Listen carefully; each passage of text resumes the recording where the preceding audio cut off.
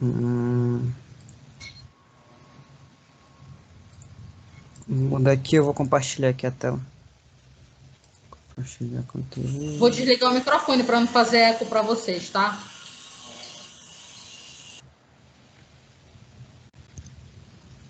Tá compartilhando a tela aí? Sim, aqui também tá aparecendo. Sim. Colocando modo apresentação. Deixa eu só falar com vocês aqui. Quando um estiver apresentando, todas as pessoas têm que desligar o microfone, todos, porque senão fica fazendo eco um para os outros, entendeu? Vou desligar o meu agora.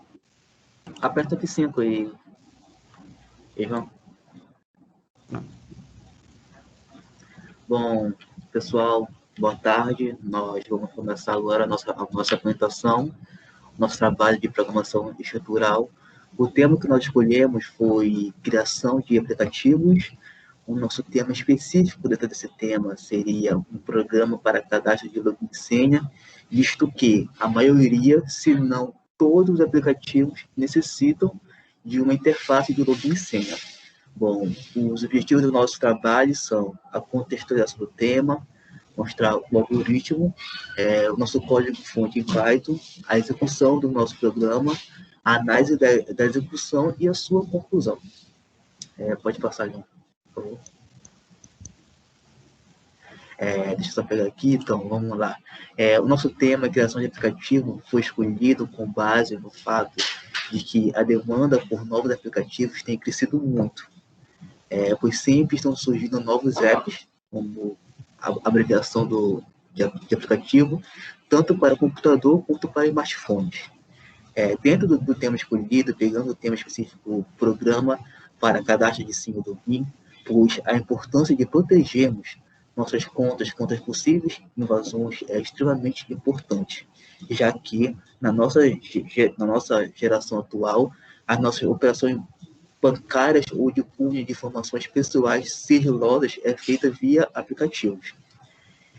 E um aplicativo cujo não possua um forte programa de criação de senha usuário que previne tentativas de invasão põe em risco a vida financeira ou até física de seus usuários.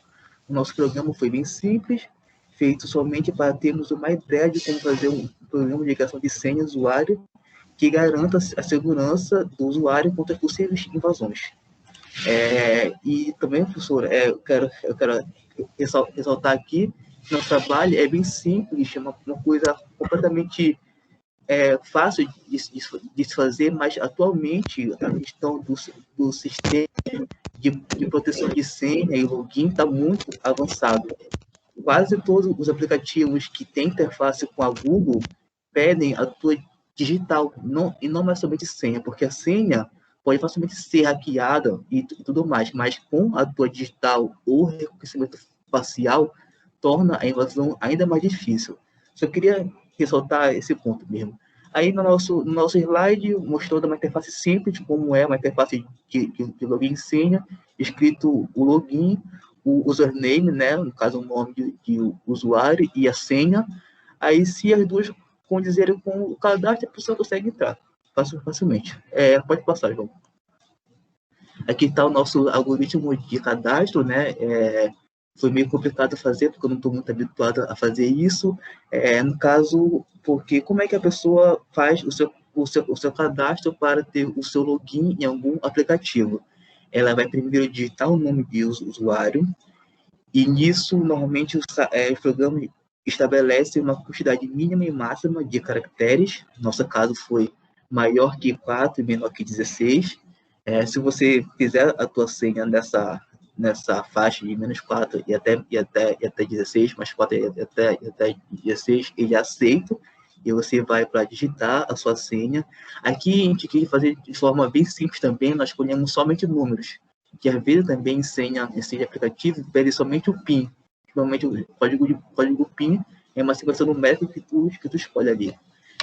Se a senha for só números, ela tem que ser maior que 6 e menor que 12. A gente colocou também essa limitação. Aí depois você pede para você confirmar a senha, e se a senha for igual a senha aqui você confirmou, né? O cadastro ele tá feito e se torna o seu acesso àquele aplicativo. E também nós vamos para a questão do seu login, da feita que você já fez o seu cadastro. Você vai digitar o nome de usuário. Se o nome que você digitou de usuário for igual ao nome de usuário cadastrado, ele é aceito. Aí você vai poder digitar a senha, se o meu esquema. Aí nesse esquema aqui, nesse caso aqui, a gente colocou da seguinte forma: digite a senha. Se o usuário e senha forem diferentes de cadastro, vai apresentar erro. Você não vai conseguir logar. Se o usuário e senha for igual ao de cadastro, você vai ser aceito, você vai poder logar na plataforma e aparecer escrito bem-vindo usuário. Agora, tendo isso, o meu parceiro agora vai explicar o funcionamento do nosso código-fonte e as demais etapas. Muito obrigado.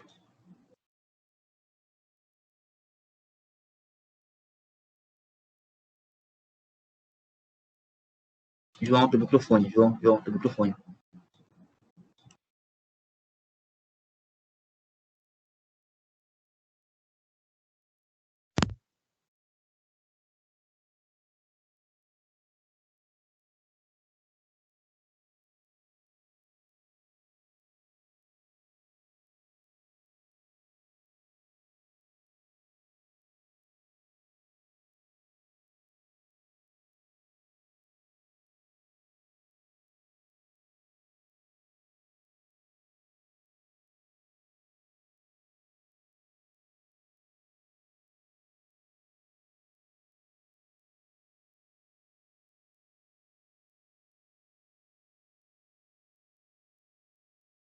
Aqui a apresentação do... Esse aqui foi o nosso código. Vou fazer a análise dele. Aqui a execução dele. Só vou te cortar rapidinho. Olha só, pessoal. Eu não vou tirar o ponto do João, porque ele ficou com a câmera ligada aí até agora. Só que deu esse bug e a gente tem que adiantar, tá? Então, não vou tirar o ponto do João, mas todos têm que ligar a câmera se quiserem meio ponto. E ele ligou até o final da apresentação do Jordan, tá bom? Então, vai lá. Pode continuar, João. Era só informes. Tá, aqui o código a gente usou com devidas regras, por exemplo, o nome de usuário de 4 a 16 caracteres a gente limitou, e a senha a gente fez de 6 a 12, e somente números. Aqui é uma execução bem feita, olha, digite seu nome, coloquei o meu, João, escolha seu nome de usuário, João, que é de 4, né, tá na regra, escolha sua senha, 1, 2, 3, 4, 5, 6, faz o cadastro e efetue o login. Se tiver tudo ok, o login é concluído. Esse aqui é o código. E eu usei, vou transmitir aqui a tela do... Aqui. Eu usei três funções para validação de dados. Por exemplo, seguindo as regras, né? Aqui, a definição de login foi a validação de um número de caracteres, né? Eu fiz um looping do usuário aqui para retornar se ele tiver as devidas condições, que é maior ou igual a 4 ou menor ou igual a 16. E também teve a validação de ler números, né? Se tivesse um value error, dava errado. Essas partes aqui, ó, isso aqui é para mudar a cor do texto em mensagens de erro, que eu vou até fazer uma definição aqui. Depois aqui é a função de senha, para se a confirmação de senha foi igual, né? E também, olha aqui nesse programa aqui, ó, o código len, que é para ler o número de caracteres, né? Tem que estar entre string aqui, tem que transformar o dado, se for um dado em um número inteiro, o comando len não permite isso, porque não lê número inteiro, então tem que transformar string para ler. Então, se vocês quiserem fazer isso, negócio de senha, transformar string aqui, para validação de dados. Aí eu vou fazer aqui, ó, correr o programa. Digite o nome. Digitar qualquer um, digitar Caio. Aí o nome de usuário, menor que 3, né? Aí não vai dar, ó, tipo, LOL, aí, mensagem de erro, número de caracteres inválido. Eu coloco Caio. Aí o número de senha, se um usuário não for bem comportado, eu disse que é somente números, né? Se eu colocar, sei lá, um Caio também, não vai dar, ó, senha inválida. Por favor, tente novamente com apenas números. Aí números, sei lá, menores que 6 até 5. ó, 1, 2, 3, 4, 5, não vai dar, ó. As senhas estão diferentes ou não seguiu a regra de caractere, que nós definimos antes. Aí vai para escolher outra senha. Pronto, o cadastro concluído com sucesso. Agora é só efetuar o login. Nome de usuário, Caio. Vou colocar uma senha diferente, vou colocar só 5. Aí fala nome de usuário ou senha incorretas. Por favor, tente novamente. Mas se colocar tudo certo, dá login concluído com sucesso. Seja bem-vindo e coloca o nome que foi colocado aqui em cima. Toda essa escala de cores aqui, mudanças aqui, eu coloquei na biografia lá um vídeo que explica bacana. Os códigos que são essas partes aqui, ó, coloca no início da frase. E para fechar a cor tem que colocar até um M aqui. E agora eu vou para a conclusão aqui que por meio de condições e validação de dados é possível criar todos os passos necessários para a criação de login e senha, né?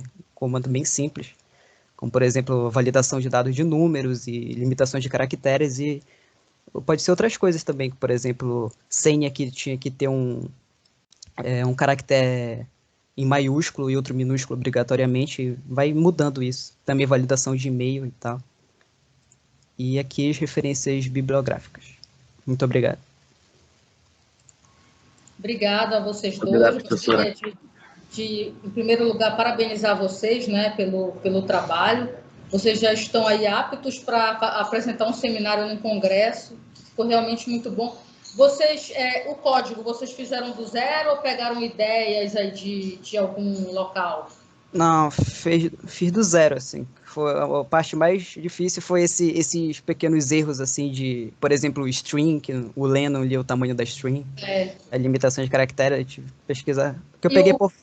O que eu achei interessante do exemplo de vocês é que, na verdade, vocês mostraram um exemplo que muita gente tem dúvida como é que é feito.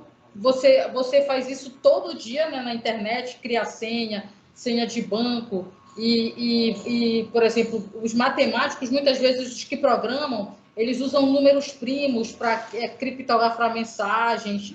E vocês fizeram uma aplicação muito boa, gostei, realmente vocês estão de parabéns aí pelo trabalho, tá bom? Tá, obrigado. Então, eu vou então chamar os próximos. Alguém da turma, se tiver alguma pergunta, quiser fazer algum comentário, pode fazer. João, o vídeo que vocês fizeram explicando, você mandou para mim?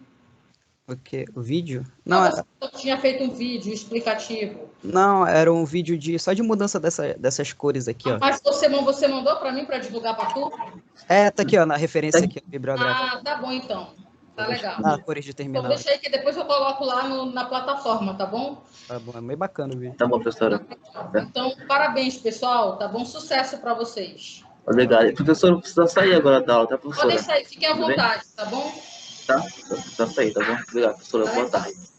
Então, eu vou chamar agora a Camila. Camila, você já está pronta? Oi, professora, boa tarde. Já sim. Então, pode ser. Deixa eu ligar a câmera, só um minuto. Tá. Boa tarde, aí, quem apresentou depois não é obrigatório ficar com a câmera ligada, fique à vontade, tá? Se quiser ficar, se não quiser, fica com vocês. Tá. Ai, meu Deus. Só boa o apresento. Tarde, tudo bem? Boa tarde. Boa tarde. Eu fiz meu projeto sobre programa para aplicação em álgebra linear, tá?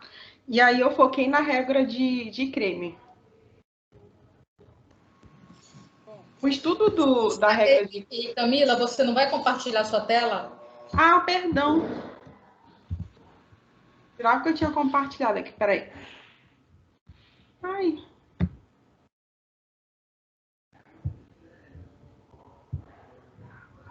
Pronto. Tá aparecendo aí? Aparecendo, tudo ok. Cadê? Aqui. Pronto.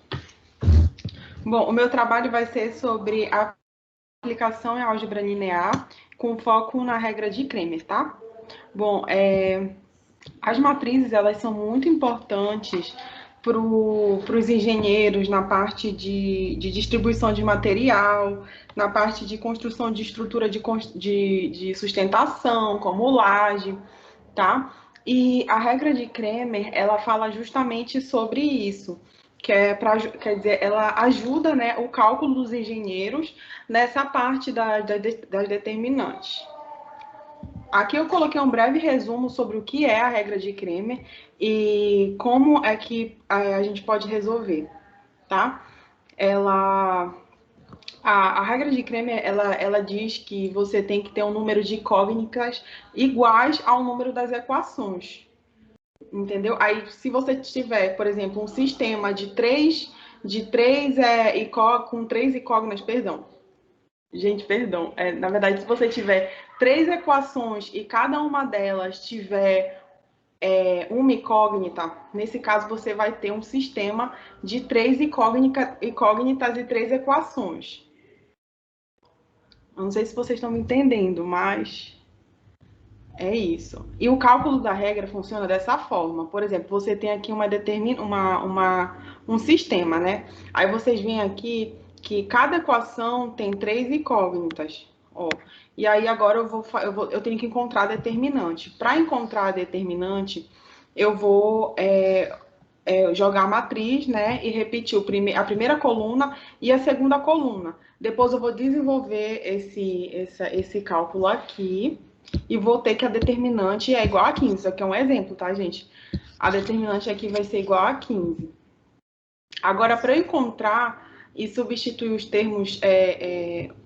perdão, gente. Para eu encontrar aqui o AX, que seria a determinante de X, eu vou substituir o termo independente na primeira coluna e colocar o resto das colunas do meu sistema bem aqui, ó. Desse sistema aqui. Que são esses termos independentes daqui. Por exemplo, da segunda coluna, o segundo termo da primeira equação é 2, da segunda equação é 1 e da terceira equação é 1 também. E aí eu vou fazendo aqui, tá? Não sei se vocês estão me entendendo, que eu sou péssima para explicar.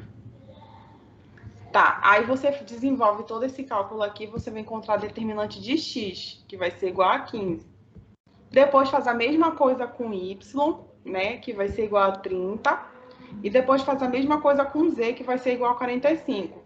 Dessa forma aqui, a gente encontrou as determinantes das incógnitas. A incógnita de x, y e z. Tá aqui, x vai ser igual a 15, y, bem aqui, ó, x vai ser igual a 15, y vai ser igual a 30 e z vai ser igual a 45. Depois eu vou dividir aqui cada um pela determinante que eu encontrei lá no início, que é por 15. Então, fica 15 dividido por 15 é 1, o valor de x vai ser 1, o valor de y vai ser 2 e o valor de z vai ser 3. Aí eu coloquei aí que, mediante a explicação, tem-se um programa para calcular as incógnitas de acordo com a regra de Kremer. Lembrando que para cada incógnita deve-se ter uma equação, tá? E aí eu fiz um programa baseado nisso, para ajudar justamente aí para acelerar aí esses cálculos, tá? Eu importei o NumPy, né? Quer dizer, o NumPy importou essas informações, porque eu fiz uma coisa que é muito termo e eu não consigo gravar direito, professora. Mas o NumPy importa a função, tá? E aí eu coloquei, tá aqui os números, pode ser número inteiro, aí coloca aqui no meu programa eu vou colocar um número de incógnitas. Por exemplo, eu vou escolher 2 incógnitas. Aí vai aparecer para mim, para eu inserir um número de uma constante, da primeira constante. Aí eu ponho, sei lá, o número 2. Ponho o número 2 na minha primeira constante. Deixa eu ver aqui. Não, põe o número 3, que como eu fiz aqui, o número 3. Aí vai aparecer também para eu colocar o número da segunda constante, da terceira constante, até a quarta constante. E vai pedir para eu colocar também o K1, que seria o termo independente, tá? E aí, o sistema, o programa por si mesmo, ele vai montando a matriz, mas ele não mostra para a pessoa que está vendo.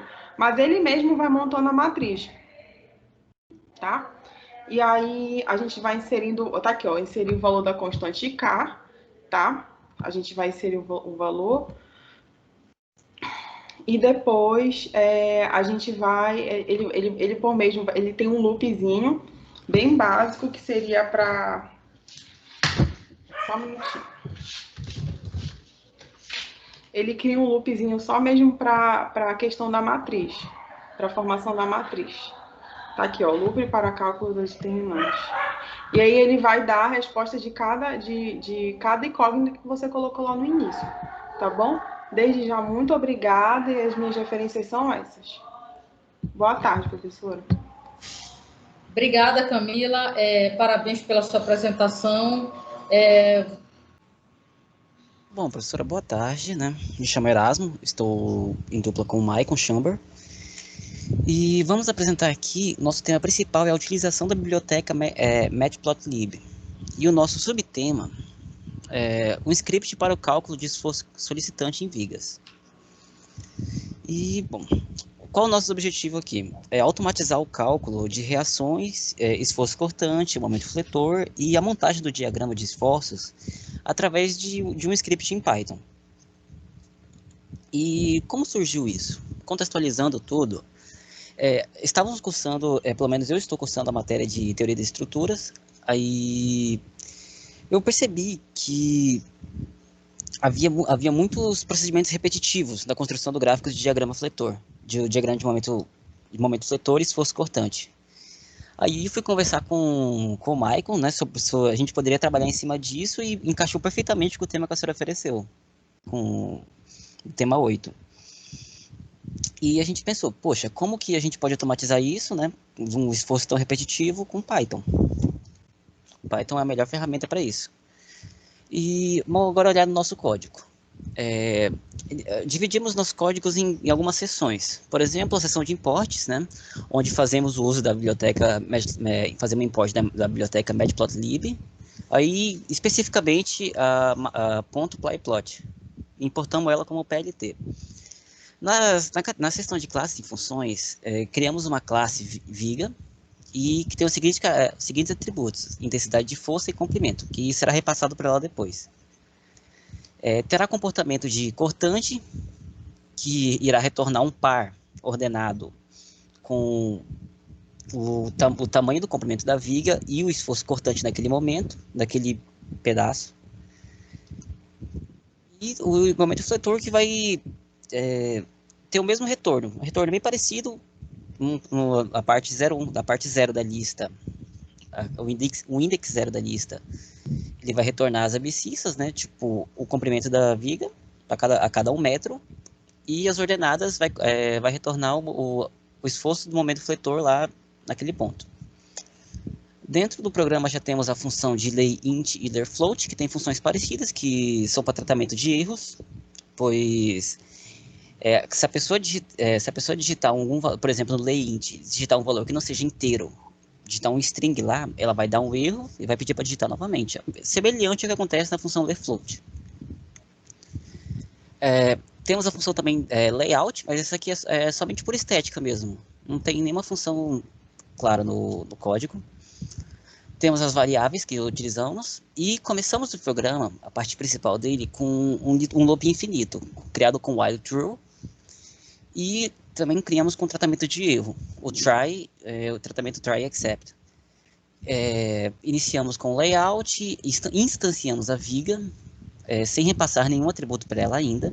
Os atributos delas vão ser repassados pelo usuário, que são o comprimento e a taxa de distribuição da força, em kN/metro e o comprimento em metro, unidades padrão. Será feito todo o cálculo aqui e será retornado o valor daquelas funções originais da viga. Será printado na tela a ordenada e a abscissa ordenada dos dois momentos, do momento esforço cortante e do momento fletor. E agora eu vou passar para o Maicon, que irá explicar um pouquinho melhor sobre essa parte do gráfico. Certo. Cara, pode só abaixar um pouco o programa aí para colocar perto da parte da plotagem, por favor? Peraí.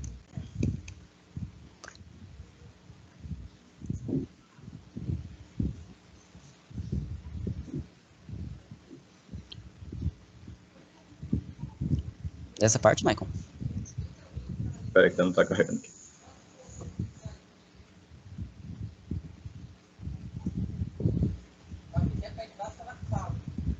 Tá aparecendo para vocês que para mim tá congelado a tela. Vou iniciar aqui a transmissão. Eu acho que congelou mesmo.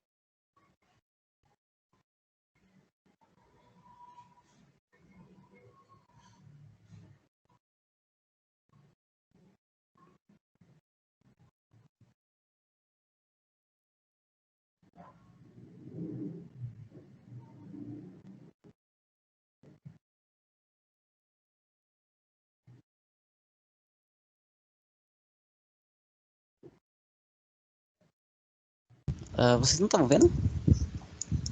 Apareceu aqui, só que agora cancelou a transmissão. Sim.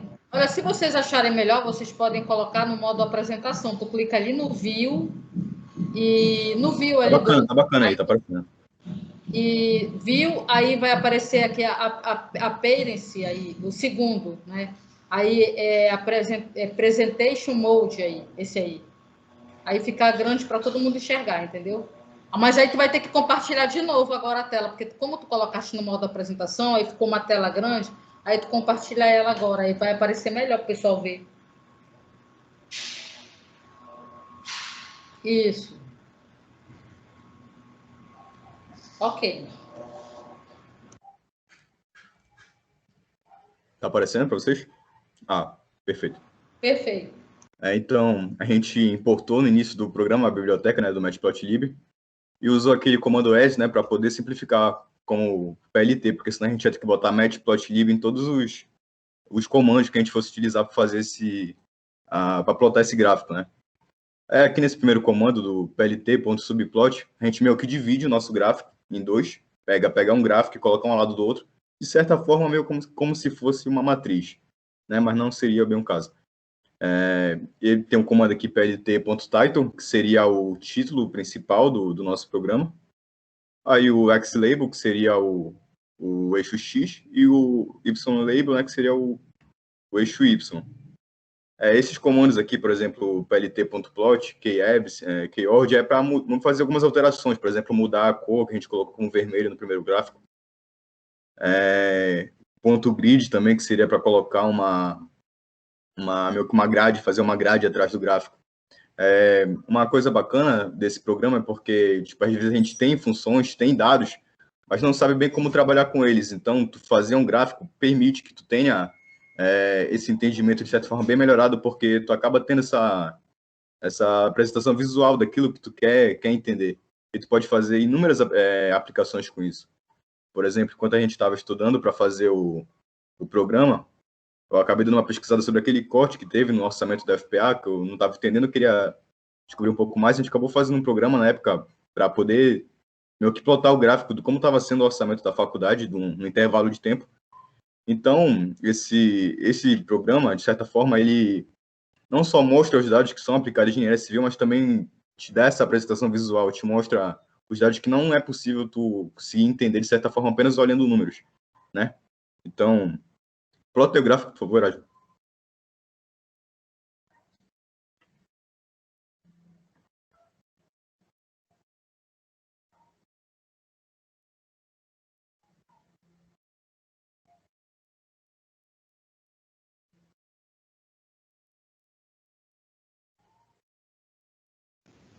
Vocês estão me ouvindo? Não estava me ouvindo, né? Tava falando mutado.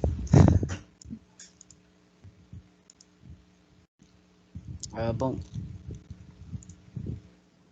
Aqui iniciamos a execução do programa. Uma execução bem simples, uma tela bem simples, que usamos como exemplo uma viga de 10 metros, na qual é submetida a uma carga distribuída de 5 kN por metro. Aqui o programa ele dá o retorno das ordinárias das abscissas dos dois esforços. E aqui é o gráfico que é plotado.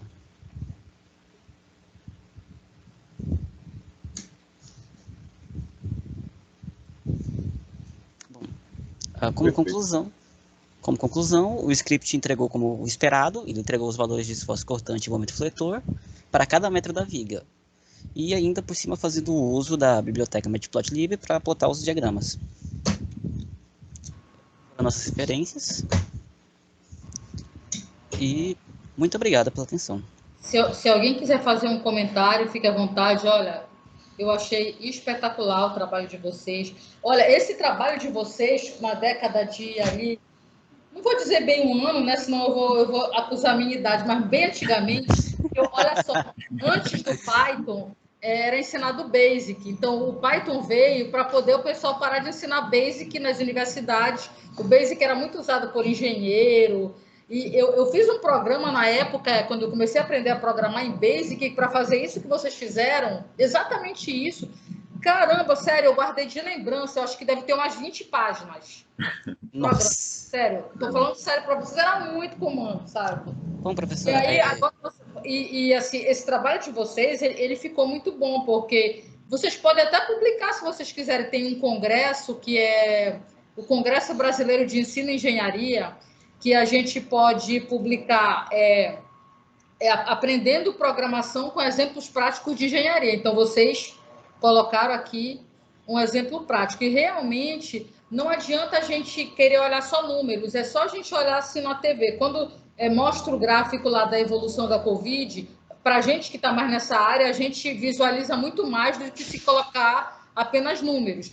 Claro que a maioria da população não entende gráficos, isso se chama um analfabetismo matemático, que, na verdade, com 8, 9 anos, o certo já era uma criança aprender programação e interpretar gráficos. Mas não é assim que acontece ainda no mundo, né? Mas o trabalho de vocês ficou muito bom, vocês podem continuar, podem... porque vocês realmente compraram a proposta da aplicação à engenharia. Se vocês quiserem publicar, ano que vem tem inscrição, a gente pode combinar, a gente pode melhorar esse trabalho e publicar no congresso, e aí vale como uma publicação para vocês. E ter uma publicação durante a graduação, isso conta muito na sua vida. Eu vou falar para vocês que, quando eu entrei no mestrado, meu desempate foi na publicação que eu tinha. Eu tinha umas 4 publicações na graduação, e uma delas era um programinha parecido com o de vocês, só que vocês fizeram em Python e vocês podem ainda ampliar. Eu só fiquei assim rindo na minha mente da viga de 10 metros de vocês. Falei, ou a viga deles é protendida, ou ela é uma viga assim, bem flexível, né, que ela vai conseguir suportar, mas... ficou muito bom, tá? Bom, professora, então, queria parabenizar vocês. Vocês querem falar mais alguma coisa? Obrigado. Vou passar para o próximo. Parabenizar vocês, tá? E aí, depois, a gente conversa aí quando acabar o período, tá? Perfeito. Vai falar, Erasmo? Não. É só comentar mesmo uma coisa rápida. Sim. É uma coisa bacana desse programa que, por exemplo, eu não estou fazendo teoria das estruturas, né? Então, não tinha meio que essa noção ainda de como se comporta as estruturas no primeiro semestre. Aí o Erasmo, como já está fazendo, a gente meio que conseguiu brincar, dele fazer essa parte do programa, que cuidava de toda a parte estrutural. Ele falou, cara, tu consegue plotar o gráfico? Eu falei, cara, não sei, mas eu consigo. Aí eu comecei a estudar, pesquisar os comandos, tudinho. Então, foi algo que meio que, de certa forma, mostrou como seria um trabalho maior, em larga escala, tipo, de tu dividir em funções, cada um faz uma coisa e acaba juntando no final. Eu acho que me deu uma ideia de como seria em projetos maiores, né, E olha só, falando isso... Foi bem interessante. Já existem vários programas que fazem isso. Por exemplo, tem o SAP, que é um programa que a gente dá aula de análise computacional de estruturas, que é o Structural Analysis Program. Ele está todo em inglês, mas ele é um programa que ele é muito usado principalmente para o cálculo de pontes. E vocês aprendem esses programas quando vocês fazem essas matérias lá para frente, principalmente optativa. Agora, essa disciplina vai ser optativa para vocês. Então, na verdade, já existe muito programa, mas assim, você saber programação e conseguir terminar o curso fazendo uma aplicação dessa, isso mostra o seguinte, que você pode fazer muita coisa que não tem feito na engenharia.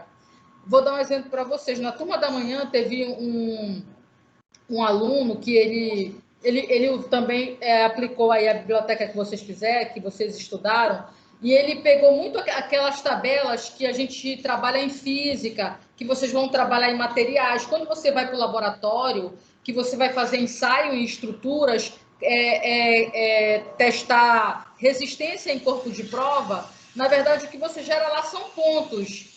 E aí ele criou um programinha que pegava esses pontos e gerava os gráficos da evolução, por exemplo, de um carregamento com a deformação. Como é que é a deformação ao longo do tempo quando vai evoluindo o carregamento?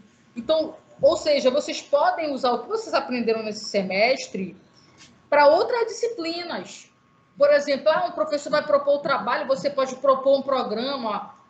Se você vai seguir, por exemplo, construção civil, aí você vai fazer matéria com algum professor, com a Isaura, com o Sandoval, aí você propõe algo mais específico com eles, para publicar com eles, voltado para essa área. Então, tem muita coisa que a gente pode fazer e que vocês podem fazer com outros professores, em todas as áreas, transporte,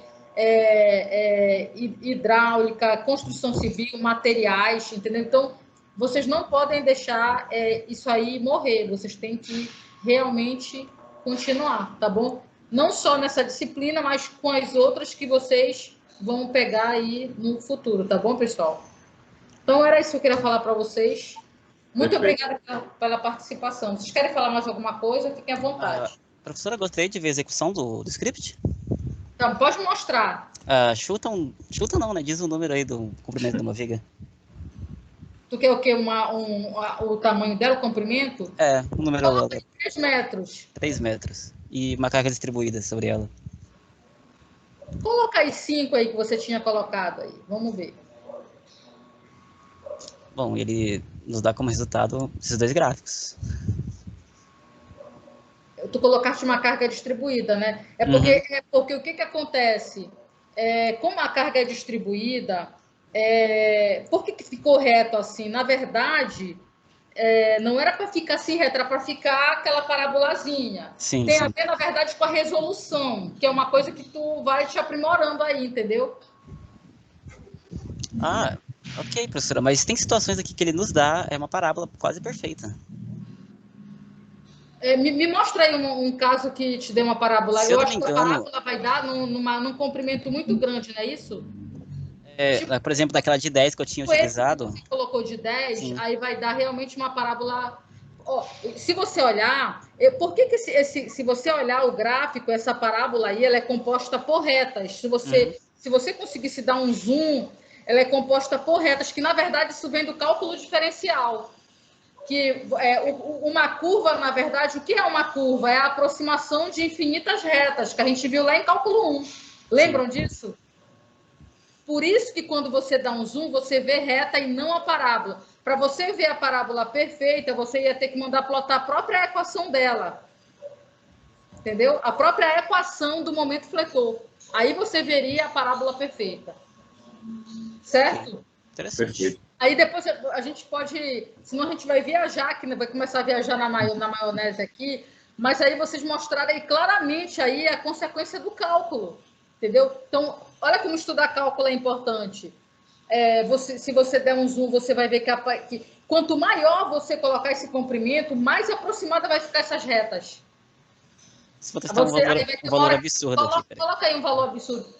Vai ficar aproximado, você nem vai mais enxergar essas retas. Olha aí. Pessoal, isso aí é cálculo, isso é matemática. Aí eu fico emocionada realmente de ver isso. Entendeu? Muito bom. Pessoal, olha, vocês estão realmente, vocês estão de parabéns, porque quando vocês me mandaram o programa de vocês, eu falei assim, caraca, eles estão viajando na maionese, é muito pouco tempo para fazer o trabalho, mas vocês mostraram que vocês conseguiram, tá? Então é isso aí, pessoal, vou para o próximo. Obrigado, professora. Obrigado. Mas olha só, esse trabalho aí, vamos tentar publicar ano que vem como programação, tá? E vocês podem melhorar para publicar em outro congresso com o Sandoval, ou com outro professor também, entendeu? Daí, desse trabalho de vocês, dá para publicar 2 trabalhos, desse trabalho de vocês. Como 2, professor? A gente dá uma melhorada, tá bom? Certo? Olha, então eu vou chamar o próximo da lista que eu vou chamar agora é a Ana Catarina.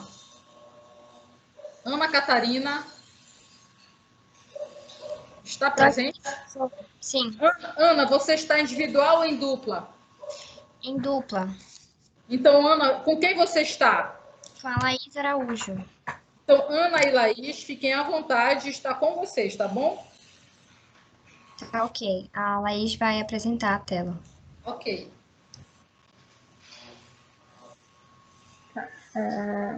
Só um segundo. Pessoal, enquanto as meninas estão se arrumando, eu vou fazer como eu fiz na turma da manhã. Eu vou gerar os PDFs do trabalho vou postar na plataforma, vocês têm que baixar tudo que vocês quiserem da plataforma, slide, os trabalhos dos colegas, porque depois, assim que eu lançar as notas, eu vou arquivar essa turma. Aí eu vou arquivar, talvez vocês não consigam mais pegar os arquivos, tá? E outra coisa, pessoal, depois desta aula, eu vou lançar as notas devagar. E vocês têm que olhar o cigarro todo dia para ver se eu somei os pontos certos. Se eu fizer alguma soma incorreta, vocês têm que logo me mandar mensagem, tá? Para a nota de vocês não ir errada. Então, mandem ver aí, pessoal. Laís e Ana. Tá dando para ver o... Ah, não. Sim, Perdão. estou vendo tanto a apresentação como vocês duas. Eu estava apresentando errado. Desculpa. Agora eu acho que você tirou. É, porque estava o slide errado. Deixa eu só... Tá. Acho que agora vai.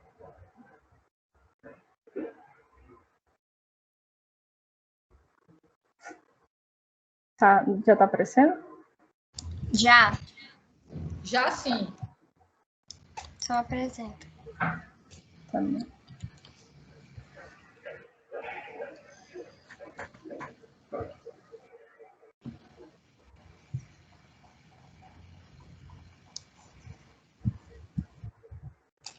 Tá, vamos lá. Primeiramente, boa tarde, professora, turma. Vocês estão me ouvindo bem? Sim, estamos. Tá, ok. Eu me chamo Ana Catarina e, juntamente com a Laís Araújo, a minha dupla, eu vou falar sobre Python aplicado em jogos, mais especificamente o uso de jogos no ensino de programação. Pode passar, Laís. Aqui tem um sumário com os tópicos que nós vamos abordar. Próximo.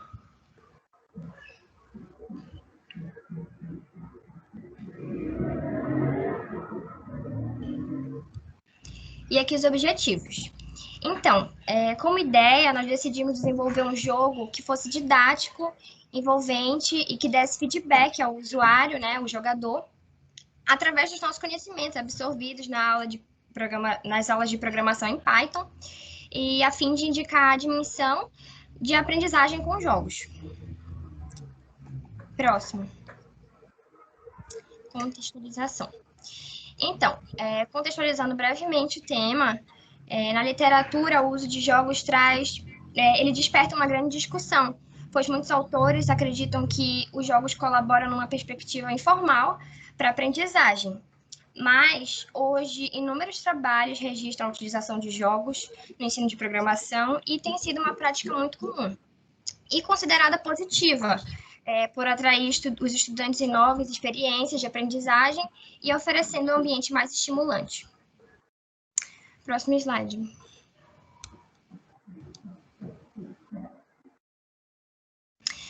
Agora falando um pouco do nosso algoritmo, na realização dele, nós usamos 2 jogos desenvolvidos no PyCharm, que nós adaptamos e dividimos em 3 partes.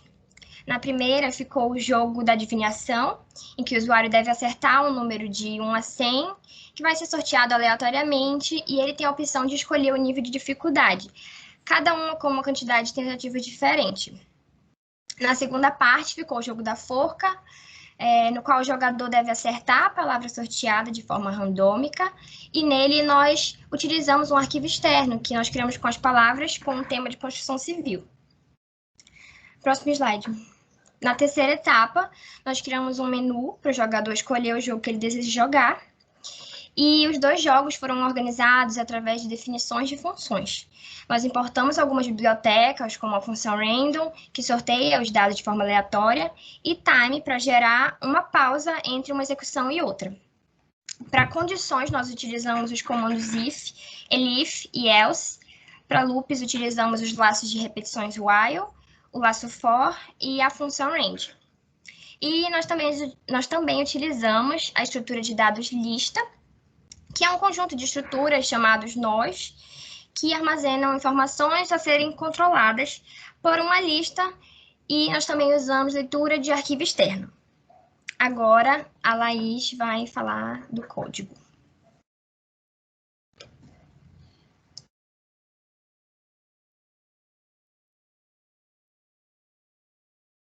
Laís, a tua câmera está desligada e o teu som, tá?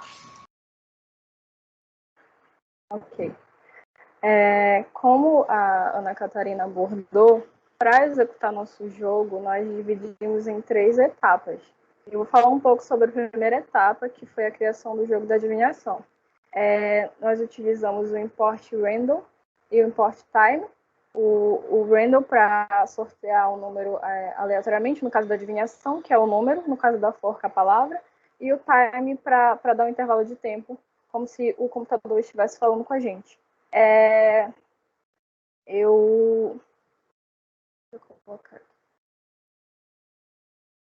Eu printo aqui a mensagem de boas-vindas, bem-vindo ao jogo Adivinhação. Eu coloco uma variável que ela vai sortear um número entre 1 a 101, só que no caso vai o número de 1 a 100, porque o 101 ele não entra. E enquanto o total de tentativas for 0, os pontos é 1000. Esse pontos é 1000 é para justamente, ao decorrer do jogo, ir subtraindo os pontos do usuário, caso ele erre, e caso ele acerte, ele dá no final o número de pontos que o usuário conseguiu. Aqui, eu dou uma variável para o usuário escolher o nível que ele quer jogar. Então, eu tenho o nível fácil, o nível médio e o nível difícil. E aí eu uso o input para falar para o usuário que ele definiu o modo que ele deseja jogar. Se o nível escolhido for o 2, ele tem um total de 20 tentativas. Se o nível escolhido for... se o nível escolhido for o 1, ele tem um total de 20 tentativas. Se o nível escolhido for o 2, ele tem um total de 10 tentativas. Se não, ele tem um total de 5 tentativas.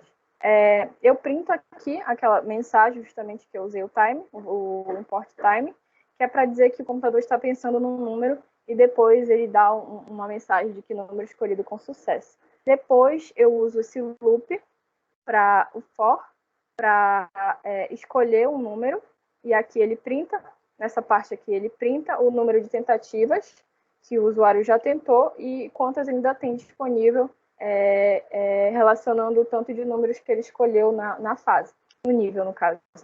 Eu faço o chute aqui, para ele digitar um número entre 1 a 100, e depois ele printa, você digitou e o número que o usuário digitou. Depois eu venho para cá e que nós fizemos, se o usuário chutar um número menor que 1 e maior que 100, ele pede para o usuário, ele printa uma mensagem falando que você tem que digitar um número entre 1 e 100 e continua o jogo. E aí, se o usuário acertou o número, é porque o seu chute foi igual ao número secreto. Se o usuário chutar um número maior, ele vai imprimir um recado dizendo que o número chutado for maior que o número secreto. E se for menor, mesma coisa, só que no caso, menor que o número secreto. E aqui eu coloco essa parte, que se o usuário acertou, ele imprime uma mensagem, você acertou e ganhou tantos pontos. E aqui eu paro, break, eu paro de rodar meu jogo, porque ele acertou, então ele já ganhou. Mas se ele digitar um número maior, ele vai justamente imprimir o que eu já falei, imprimir o recado, você chutou um número maior, e se não, você chutou um número menor. Aqui, peraí, que pega essa parte, continua aqui, e vem para cá.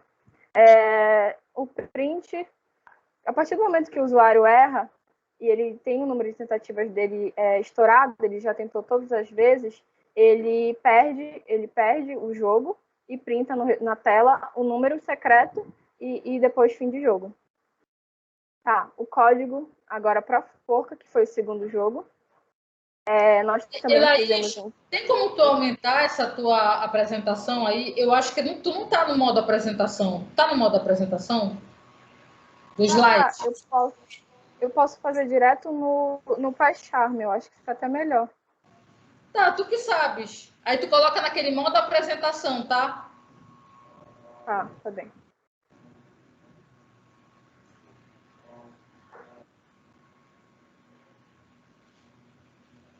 Vocês estão vendo olha só, tu pode clicar em View ali em cima, no V.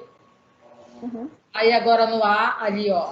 Lá em cima, o segundo. Aí, ó, Enter Presentation Mode. Aí vai ficar grande. Aí agora tu tem que compartilhar de novo, porque ficou uma tela... Isso. Aí olha só como dá para a gente enxergar muito bem. Tá aparecendo? Tranquilo? Tá. Perfeito. Tá. Esse aqui foi o segundo jogo, o jogo da forca. Para o jogo da adivinhação, eu criei apenas uma função.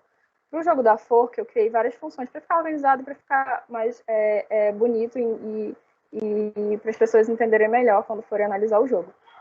Eu imprimo, na primeira função, a mensagem de abertura. Depois, eu carrego uma palavra secreta. Depois, se a letra acertada é igual a inicialização da letra, a palavra secreta, e printo a letra acertada. Nessa parte aqui, se ele enforcou, é falso, se ele acertou, é falso, os erros é igual a 0. Nessa parte, eu usei para dizer que, assim, se o usuário não enforcou e não acertou, então ele pede o chute do usuário. E se o chute do usuário estiver dentro da palavra secreta, ele marca o chute correto e coloca dentro da sequência da forca, do jogo da forca, daqueles tracinhos das letras. Se não, o erro, ele vai desenhar a forca, que vem mais para cá para baixo, e dependendo do número de erros, ele vai desenhando a forca, desenhando as partes do bonequinho. Ele é enforcado quando o erro é igual a 7, então o usuário tem 7 tentativas, e se ele acertou justamente aquilo que eu disse. Ele coloca a letra no lugar dela na palavra e printa as letras acertadas. E se ele acertou o jogo, todas as letras, e acertou a palavra, ele imprime a mensagem de vencedor. Se ele não acertou, ele imprime a mensagem de perdedor e a palavra secreta. Aqui eu usei uma função para fazer o desenho do bonequinho, da forca. Então eu coloquei se o erro dele é 1, vai a cabeça do bonequinho. Se o erro dele é 2, vai mais o tronco, os braços, até dar o número 7 de tentativas, e o usuário perde o jogo, o bonequinho é enforcado. Aqui eu criei outra função para imprimir a mensagem do vencedor. Então ele imprime, parabéns, você ganhou, e o troféu. E aqui ele imprime a mensagem se o jogador perdeu. Então, puxa, você perdeu, a palavra era... Aí a palavra secreta. Aqui outra função, que é para o chute do usuário. Então, se o chute for igual a letra, ele imprime na palavra. E aqui ele pede o chute do usuário, então ele printa, digite uma letra. Ele coloca, digite uma letra. Depois outra função para as letras acertadas. E outra função para imprimir a mensagem de abertura. Essa mensagem de abertura eu devia ter colocado mais em cima, né? Mas dá para entender que essa é a mensagem de abertura do próprio jogo. Então, bem-vindo ao jogo da forca, o tema é uma construção civil. E aí ele vem de novo com aquele import time que eu usei, que ele pensa numa palavra para depois escolher e fazer o usuário iniciar o jogo. E aqui uma função para abrir o arquivo. Então, eu criei uma lista com as palavras para o jogo, e eu crio uma lista vazia. Depois eu pego a linha da lista e depois eu sorteio a palavra. Então, dependendo da linha que ele sortear, vem a palavra que o usuário tem que adivinhar. Aqui nessa parte que ele adivinha, então ele sorteia a palavra aleatória e lê uma palavra. Aí a palavra secreta é igual à palavra e o número da linha. Esse upper é para colocar a palavra em letra maiúscula, para não ter nenhum erro, caso o usuário digite letra minúscula ou maiúscula. E aqui ele retorna a palavra secreta. Deixa eu compartilhar a outra parte. Como é que eu saio da apresentação do... Aqui.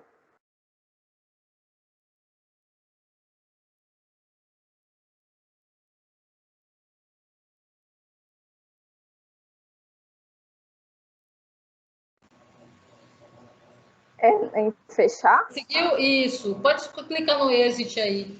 Se colocar cancel, não sai. Isso aí. Mas ele saiu de tudo, né? Aí ele sai do PyChef. Não, na verdade ele sai do modo apresentação. Na verdade, se tu clicar no X, ele sai do PyChef, mas tu tinha que ter clicado ali lá no View novamente, aí sair do modo apresentação, entendeu? Aqui, vocês estão vendo, acho que vocês estão vendo, foram as palavras da lista que a gente colocou para o jogo da forca. Então aqui eu tenho andaime, arame, areia, argamassa, arquiteto. E aqui tem o jogo propriamente dito. Deixa eu abrir, né?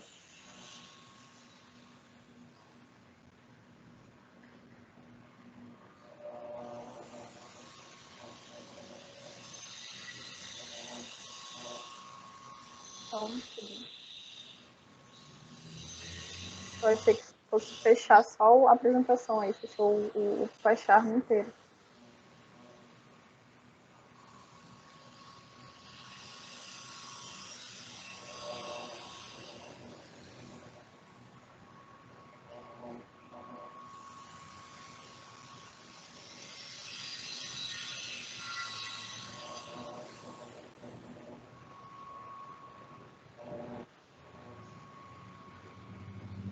Enquanto abre, eu vou apresentar aqui, nesse que eu acho que fica melhor.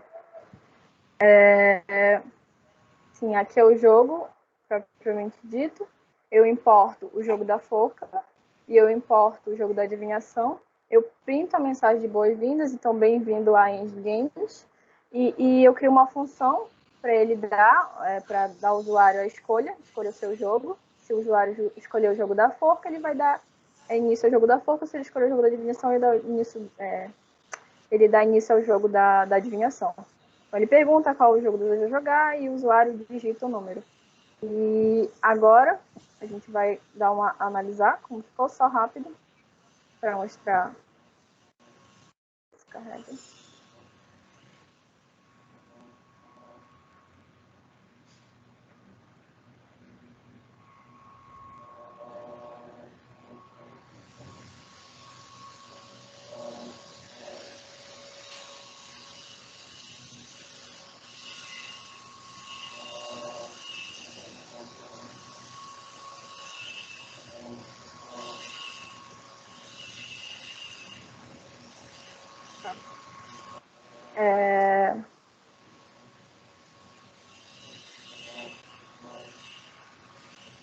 Vou rodar o jogo.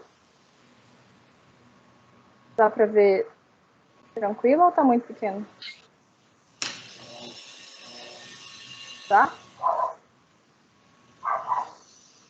Dá para ver então... deixa eu rodar o jogo.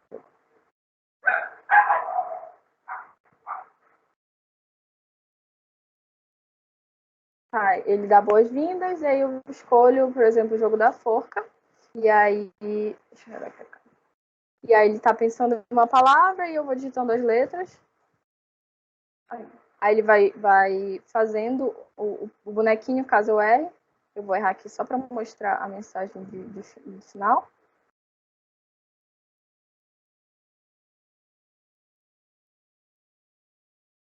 Aí ele mostra a mensagem de você perdeu, a palavra era... Aqui. Você perdeu, a palavra era laje e mostra a caveirinha. E aí, se eu quiser jogar o outro, da adivinhação, digito 2, e aí eu escolho o nível, aí ele diz, estou pensando em um número, e eu vou digitando os números. Se eu digitar um número acima de 100, ele fala para escolher um número entre 1 a 100, e ele vai dizendo se o número é maior ou menor que o número secreto. E...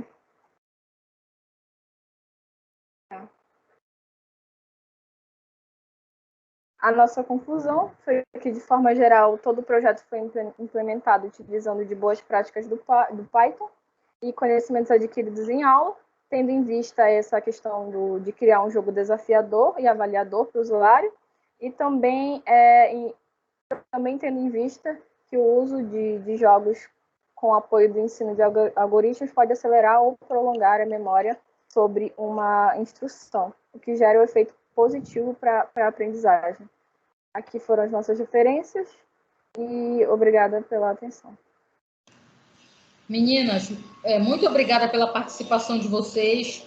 Realmente vocês estão de parabéns. Eu gostei muito do trabalho de vocês. O programa ficou bastante extenso, né? E assim, olha, na minha época, quando a gente jogava no computador era assim, com essa tela do prompt preta, aí você jogava lá o Pac-Man ia comendo os bichinhos lá, ou jogava E era muito difícil de programar, muito difícil mesmo. Então, vocês viram que eu acho que para vocês que fizeram programação, o que foi bom? Que vocês vieram do ensino médio acostumado a usar vários aplicativos, a jogar, mas não sabiam nem por onde passavam, nem como é que era feito. E assim, por exemplo, lógico que vocês fazem engenharia, mas às vezes tem gente que faz engenharia e faz computação junto, né? Aí, digamos, se você quiser fazer uma computação ou seguir adiante no seu estudo, você pode evoluir disso aí para estudar interface mesmo, aprender como é que programa botões, que o Python também tem várias bibliotecas. Aí você pegaria esse seu código-fonte e já evoluiria ele para mostrar outra interface. E o que eu gostei também é que vocês utilizaram a teoria de arquivos também para colocar. Olha, eu vou falar, da turma da tarde e da manhã, tem vários trabalhos que vocês podem publicar em congresso. Vocês podem... A gente pode... em todo início do ano tem congresso. Se vocês quiserem, a gente pode arrumar isso aí e mandar, entendeu? Então, assim, eu vou escolher alguns e depois eu vou escrever para os alunos. Mas eu já falo assim que vocês tiveram muito trabalho e eu quero parabenizar porque eu dei bastante tempo e alguns alunos realmente fizeram valer o tempo que foi dado para fazer o trabalho. Então, vocês estão de parabéns, tá? Então, vou chamar a próxima equipe. Vocês querem falar mais alguma coisa? Não? Tudo tranquilo. Não. Obrigada, professor.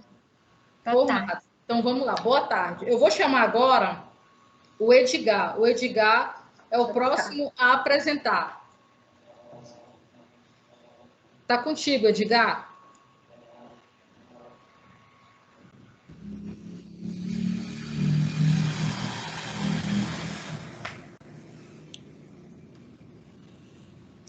Pedindo, professor, não sei se você está me ouvindo. Estou lhe vendo, estou lhe ouvindo.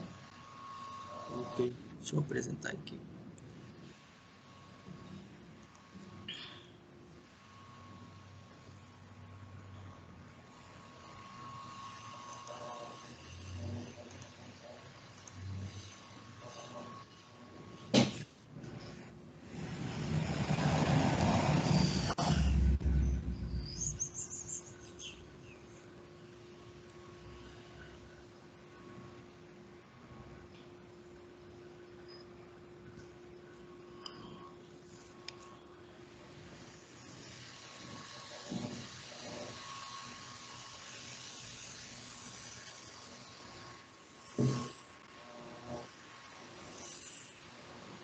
Senhora, está vendo a minha tela?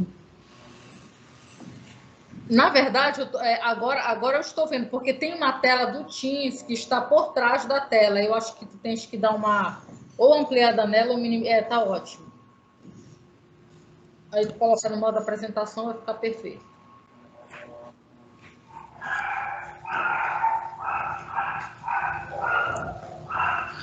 Bom, boa tarde, professora. Boa tarde, turma. Me chamo Edgar, vou apresentar sobre o tema o tema geral que eu escolhi foi programa de busca e eu iria apresentar sobre busca sequencial.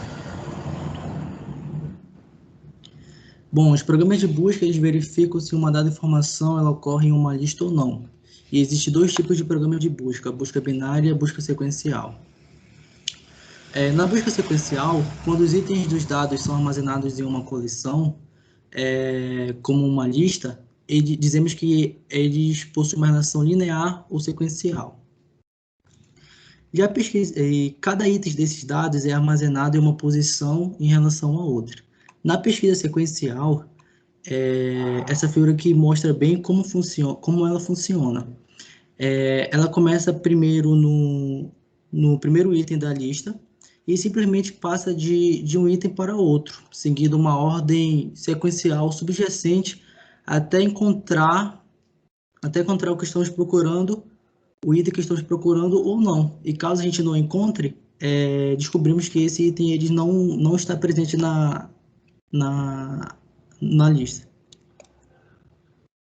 Bom, o objetivo do programa é fazer uma busca musical que vai trazer informações musicais, a possibilidade de criar playlists e ter uma organização melhor em cima delas, né? O algoritmo do código-fonte que eu utilizei foi esse, onde eu declarei as variáveis e onde declarei essa variável músicas, onde ela vai receber a lista de músicas e cada uma vai ter o gênero, o cantor, a duração, a nacionalidade e o lançamento dela. Em seguida, eu declarei a variável busca, onde ela vai retomar a variável músicas, que vai ser a lista de músicas que eu colocar. E em seguida, criei as variáveis do gênero musical, do cantor, da duração, da nacionalidade e do lançamento, onde vai receber as listas digitadas na busca e eu ordenei elas para que me traga um resultado no seguinte formato que eu determinei. E caso o nome da música digitada não esteja na playlist ou seja escrita de forma correta, o programa vai me retornar essa mensagem aqui: não foi possível encontrar, verifique o nome da música e escreva novamente. Isso acontece devido que quando um código está entre a função try e except, e algo de errado acontecer, o except vai retomar imediatamente a função que está embaixo dele para corrigir esse erro, essa exceção. Como falei, a possibilidade de criar a minha playlist dá a possibilidade de eu botar quantas e quaisquer músicas eu quiser dentro dela e sempre vai me retornar na mesma ordem que eu determinei anteriormente, do gênero, do cantor, da duração e da nacionalidade. E o programa ele funciona da seguinte forma: ele foi feito no OneGDB e para executar o programa, apertamos aqui. Vai direcionar essa string que diz para me digitar o nome da música. E eu digitarei o nome da música com a primeira letra maiúscula, como está aqui no exemplo. E após isso eu vou teclar Enter para trazer o resultado da busca, que vai ser o nome da música, né? O gênero musical, o cantor, a duração, a nacionalidade e o ano de lançamento. No caso, o exemplo que eu dei de Nossa Canção, ela é uma música do cantor Roberto Carlos, é um gênero musical MPB, tem uma duração de 3 minutos e 18 segundos. Ela é brasileira e foi lançada em 1966. E para concluir, tendo em vista essas dificuldades do dia a dia e a falta de tempo para exercer as tarefas básicas, esse programa surge a fim de facilitar a execução da busca de informações sobre um dos principais hobbies da humanidade, a música, proporcionando organização, facilidade e rapidez na busca pelos ritmos agradáveis a cada um. Bom, professora, e esse foi. Obrigada, Edgar. O seu tema é um tema muito bom, um tema realmente que ele é muito atual e sempre será atual dentro da programação, né? Porque se a gente parar para pensar, a nossa vida, desde que a gente nasce, ela é envolvida por buscas, não é verdade?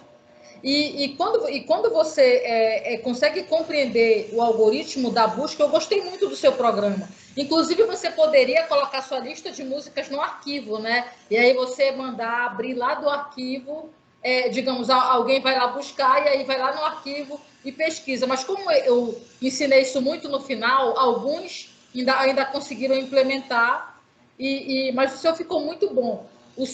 A sua área, esse trabalho de busca é um trabalho que também a gente pode, se você tiver interesse, melhorar um pouquinho para a gente publicar. Alguns trabalhos dá, sim, para dar uma melhorada. E aí o Jaime pode entrar, já que ele vai pegar comigo no próximo semestre, entendeu? Entendi. E aí, se você tiver interesse depois, a gente conversa, tá? Você está de parabéns realmente pelo trabalho, tá? Obrigado, professora. Você quer falar mais alguma coisa? Não, é só isso mesmo. Tá bom? Então, muito obrigada. Eu vou chamar, então, agora a última dupla, né? Que é a Isabelle e o Jefferson. Então, eles vão encerrar com chave de ouro o semestre. Boa tarde, professora. Boa tarde. Boa tarde, professora. Travou, né? Ah, tá. Bom, isso. É o sumário. Passa, Jefferson.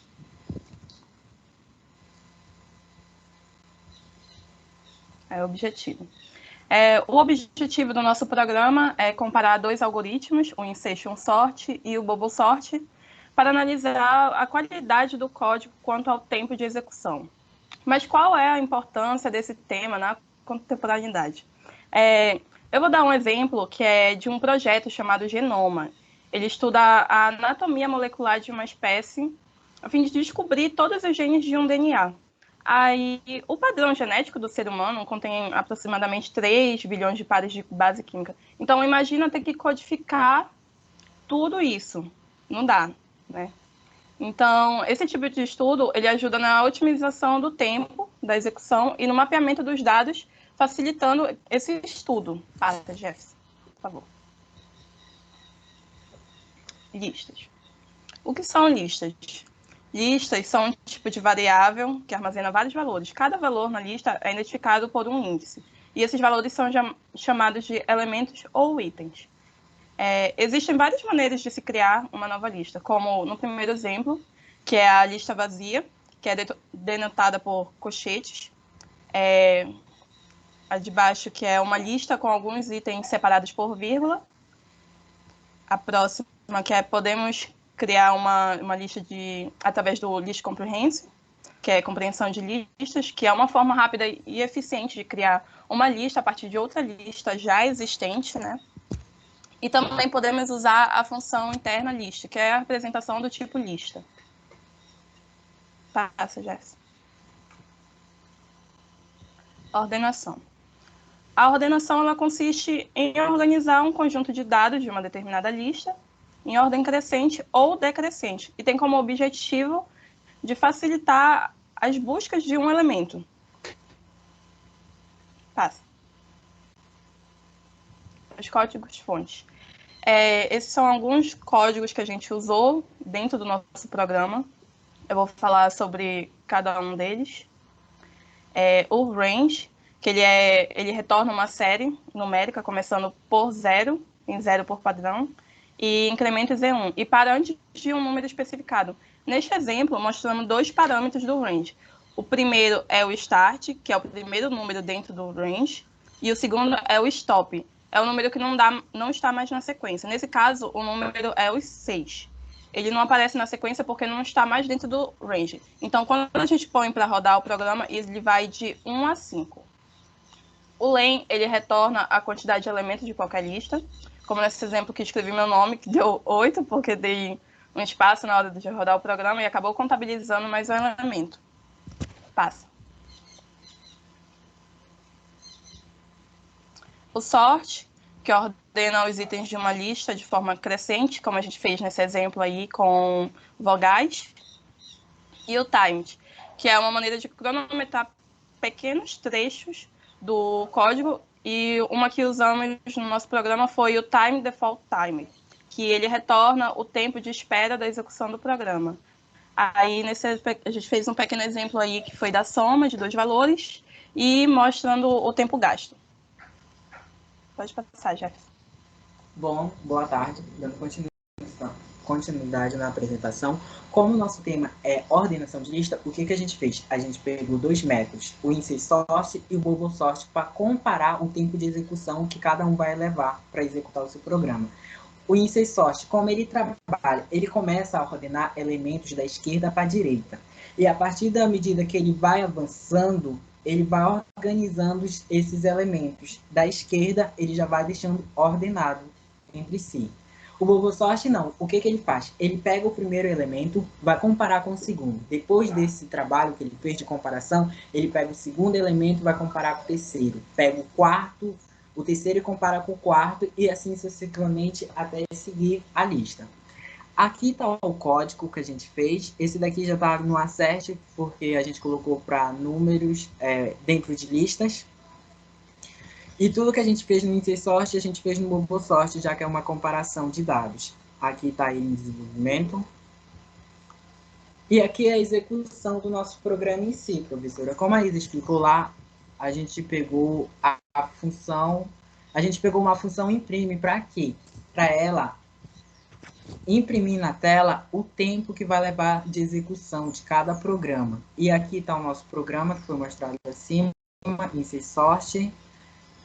Caso o usuário, a nossa lista é homogênea, ele digite um string, um símbolo, ou deixar um espaço vazio, vai dar os determinados erros, principalmente erro de sintaxe.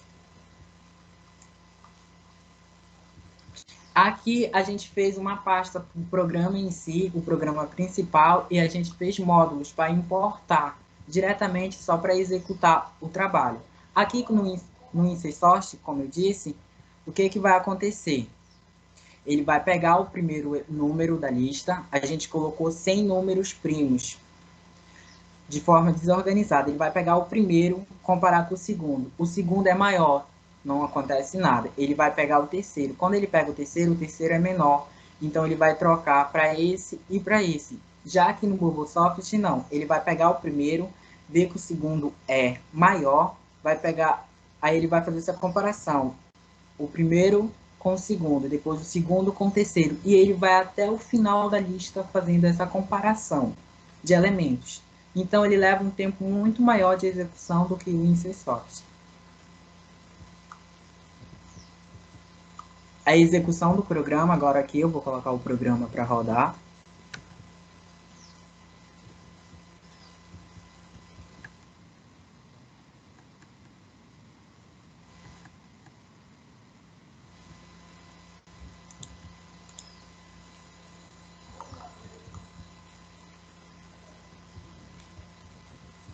Gente, vocês estão me ouvindo ainda? Está aparecendo a mensagem executando o programa. Tá. Então, professora, como tá dando aqui, eu vou logo falar a conclusão, depois eu só vou partir para a apresentação do programa, tá bom? Fechou. Aqui, a conclusão do nosso programa, o que? Na hora da execução, o InterSort, ele vai ser o quê? Ele vai ser mais rápido que o MoboSoft. Por quê? Quando ele insere um elemento no supervisor ordenado, ele não precisa comparar até o final da lista. Ele vai logo trocando os valores. E o MoboSort não. Ele dá toda aquela volta até o final da lista e depois ele volta novamente com a segunda e vai novamente levando até o final. Essas daqui são as referências que a gente pegou do nosso trabalho, para fazer nosso trabalho. Eu vou tentar parar de compartilhar aqui para me colocar o programa rodando em cima. Tá, enquanto tu vais arrumando aí, eu já vou comentando, né, o trabalho de vocês para a gente agilizar, né, porque já está chegando no final. Esse trabalho que vocês pegaram, realmente é um tema, eu só coloquei tema, realmente, que são muito aplicados, assim, na tecnologia, na engenharia.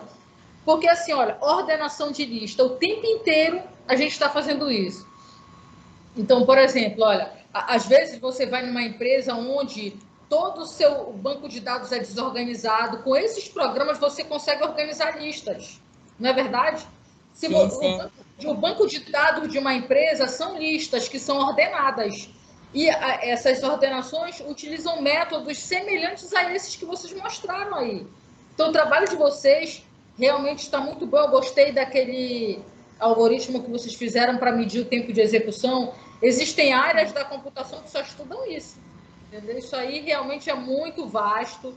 Vocês podem também continuar os estudos se quiserem, para a gente publicar no futuro próximo, tá? Mas podem, então, podem mostrar o programa para a gente fazer a nossa conclusão aqui do curso. Espera aí, deixa eu só tentar apresentar aqui de novo. Se eu não conseguir, tu abre o teu, tá bom? Tá com o programa aí? Tá, vou abrir aqui.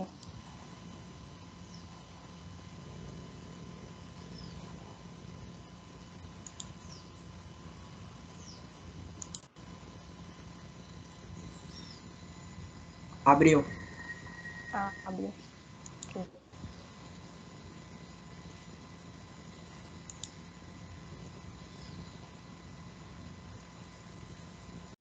E MoboSort não tá aí respondendo para você.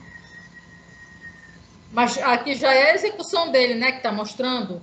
Sim, professor. Essa daqui é a execução, que no caso a gente importou. Aqui está no Bobosoft. Ele vai fazer toda a execução do programa, ordenando, olha, os números primos. Ele ordena e mostra a duração do programa, né? Sim. Aí o InSort, no caso, ele é muito mais rápido, porque quando ele vai ordenando os números, ele vai logo trocando de valores. Ele não vai fazendo a comparação como o Bobosoft, que vai fazendo um por um até chegar ao final da lista.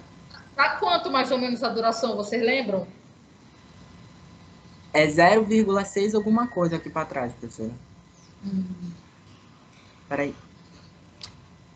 Eu estou abrindo o programa aqui. Professora, a senhora, coisa só para a gente apresentar? Só... Oi? Deixa só a Isa apresentar aí, só para a senhora ver os dois rodando.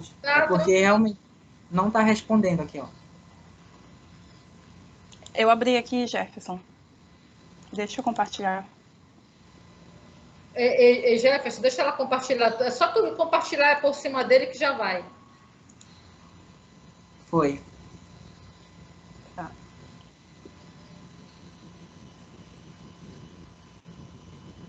Tá aparecendo? Sim.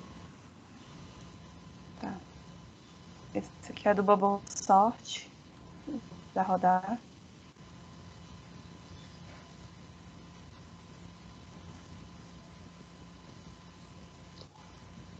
Que ele está mostrando a lista ordenada já. E a duração.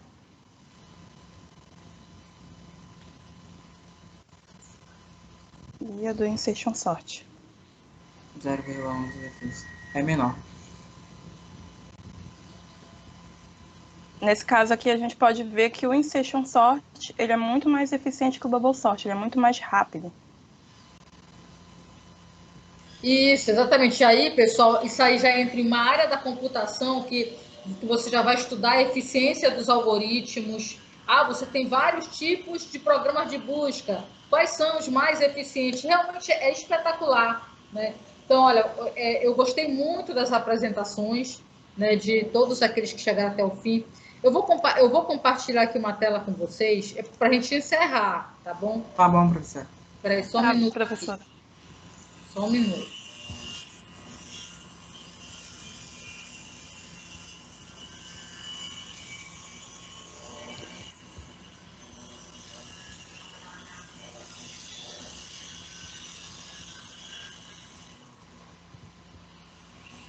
Vocês estão enxergando aí a sala de aula? Vocês sentados comigo? Sim, professora. Então, eu gostaria que a Ana ligasse a câmera, o Edgar, os guerreiros aí que ficaram até o final, né, a Laís? Peraí, professora, que eu vou gravar um GIF. Peraí. Você tem que tirar um Eu vou tirar uma foto. Também. Mas olha só, cadê o Edgar? O Edgar sumiu. Ali o Edgar. Pessoal, olha só, isso que vocês fizeram de ficar até o final, sempre é muito importante, porque quando vocês viajarem para um congresso, que vocês forem apresentar um trabalho, aí geralmente vocês são encaixados numa sessão. Todos os que vão apresentar na sessão de vocês, eles ficam lá até o final para prestigiar vocês. Então, assim, sempre é importante a gente prestigiar os colegas, ver a apresentação. Vocês viram que cada apresentação mostrou uma área diferente, algo que abre a sua mente, que você vê que a programação ela é uma coisa assim impressionante, né? Então, eu gostaria de parabenizar vocês. Realmente, olha, vocês fazem parte de um grupo que fez todos os laboratórios, se não fez todos, fez uma parte dos laboratórios, ou a metade, ou a maioria, e realmente a minha proposta era avaliar vocês através dos laboratórios e deste trabalho. Então, assim, os alunos que não participaram dos laboratórios, eles mesmo com a etapa de hoje, não tem como eles obterem a aprovação, e eu indiquei para eles fazerem a matéria novamente. Mas vocês estão de parabéns, porque com toda a dificuldade do ensino remoto, vocês chegaram até o fim, e vocês fizeram um trabalho que, com todas as dificuldades, foi realmente muito bom. Então, eu gostaria de parabenizar vocês e falar a frase que ela anda comigo durante a minha vida, que é que a dificuldade ela induz ao desafio, tá? e a dedicação de vocês que vai definir o caminho da vitória. Então, eu desejo muito sucesso a vocês. Aproveitem a universidade, aproveitem o ensino remoto para passar no máximo de matérias que vocês conseguirem. Porque, pessoal, o ensino presencial não é assim como a gente está fazendo agora. A frequência ela é cobrada, 75% a frequência. A prova de programação, sabe como é que é? Vocês chegam no laboratório, eu coloco a questão no quadro e você tem 2 horas para fazer um programa. É assim que é a prova de programação. A prova de cálculo, o professor te dá uma prova impressa com 4 questões e tu tens 2 horas para resolver. E vocês estão no momento que vocês estão produzindo trabalhos. Claro que tem trabalhos também na faculdade, mas existe também aquela prova da pressão. Sabe aquelas provas para você se preparar para um concurso ou alguma coisa assim? Existe isso no presencial. Então, no ensino remoto, vocês têm possibilidade de fazer provas, consultar o material, consultar os livros, os e-books, e vocês têm que aproveitar. Não tem, olha, vocês vão ter mais um semestre de ensino remoto. Provavelmente, ano que vem a gente retorna, porque todo mundo já vai estar vacinado, se Deus quiser. Vocês vão retornar e vocês vão sentir como é a pressão na universidade. Não se vocês estão sentindo a pressão no ensino remoto, o presencial, a pressão é maior. A diferença é que no ensino remoto, muitas vezes, você não tem um computador, na verdade, você, às vezes, está num ambiente que é ruim para estudar, com um monte de gente na sua casa fazendo barulho, enchendo a sua cabeça, o cachorro latindo, o vizinho colocando música alta e você não consegue estudar. Já na universidade é diferente, você pode ir para a biblioteca. A minha vida eu passei na biblioteca, você pode ir para a biblioteca, você pode estudar no laboratório, pode ficar no laboratório de computação, essa é a diferença, tá? Então, desejo uma ótima tarde a todos, felicidade, sucesso e tudo de bom, tá? Então, agora vocês podem, se quiserem falar alguma coisa, fiquem à vontade. Em seguida, vocês podem sair, que eu vou fechar. Eu vou ser a última a sair da sala, tá? Tá bom, professora. Obrigado. Obrigado por toda a paciência. Obrigada, professora. Obrigado, professora, também. Obrigada, professora, por tudo. Valeu. Obrigada, professora. Podem ir saindo, tá, pessoal? Se o professor é o último a sair da sala. Tchau. Tchau.